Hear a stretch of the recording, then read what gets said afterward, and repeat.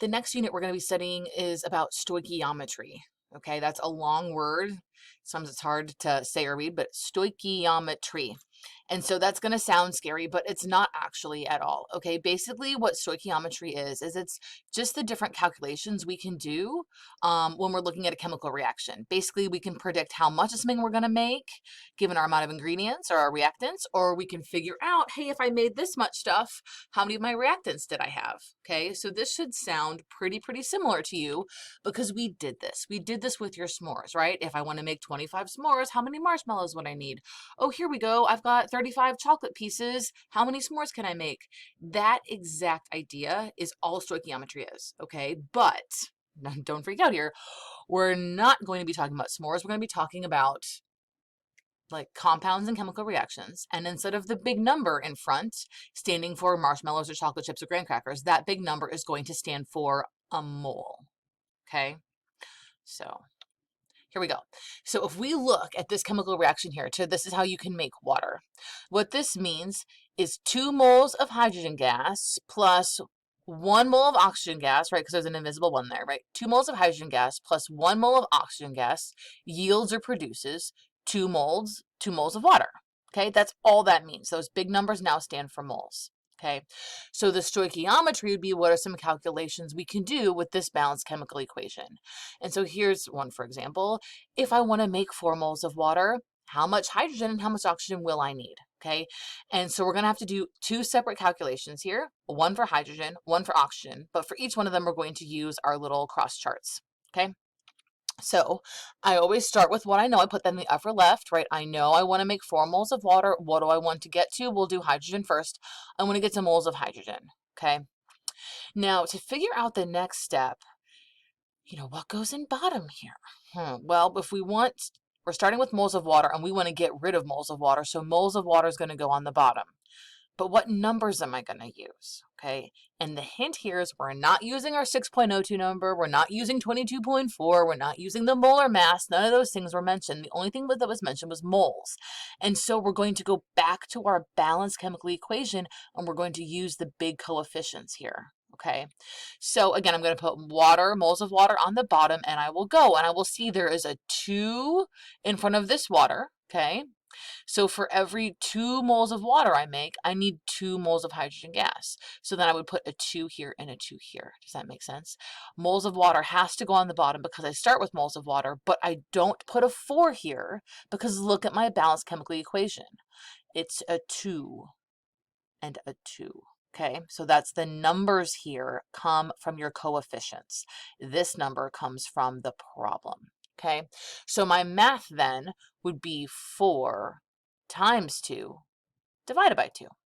And if you do that, you end up getting 4 moles. Okay, so if I want to make 4 moles of water, I need 4 moles of hydrogen. That should make sense because look, it's 2 to 2, right? So we should need equal amounts of hydrogen gas to water. But how about, look at my question. It also asks for how many moles of oxygen will I need. So I've done my hydrogen part now, but now let's figure out how many moles of oxygen I'll need. I'm going to set it up the same way. My problem gives me 4 moles of water. I want to get to moles oxygen. Because I want this moles of water to go away, I'm going to put moles of water on the bottom. And then I look back to my balanced chemical equation to give me my numbers. So there's a coefficient of 2 in front of water, so that's why I put a 2 down here. There's an invisible 1 here, which is why I put a 1 there. Okay, so now I'm going to do 4 times 1 divided by 2. So I'm going to need 2 moles of water.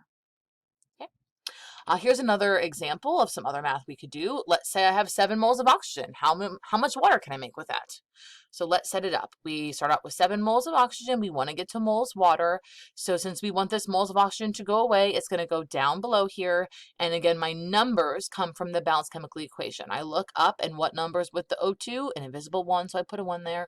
What numbers with the water? A 2, so I put a 2 there. So my math would be 7 times 2 divided by 1, or just 7 times 2.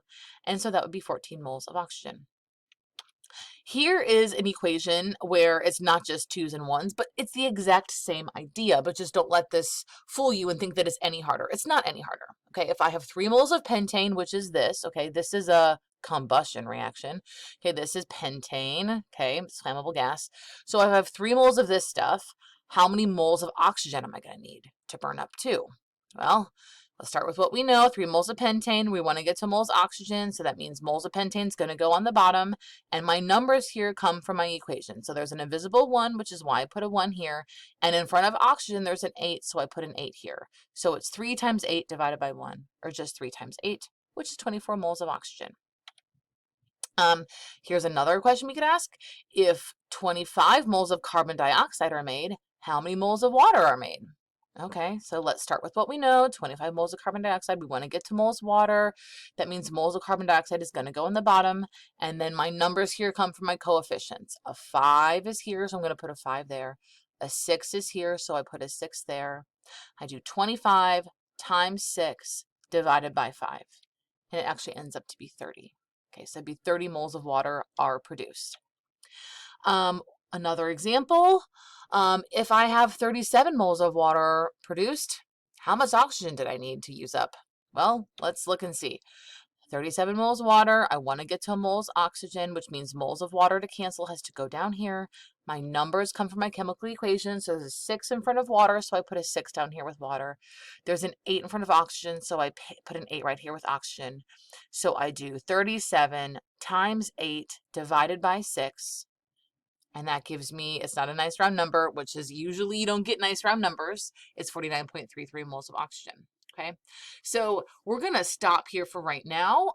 In upcoming lectures, we're going to learn how to do some of this math with mass or volume. But for right now, hopefully now you've seen some good examples on how to solve some stoichiometry problems going from moles to moles and using a balanced chemical equation to do so.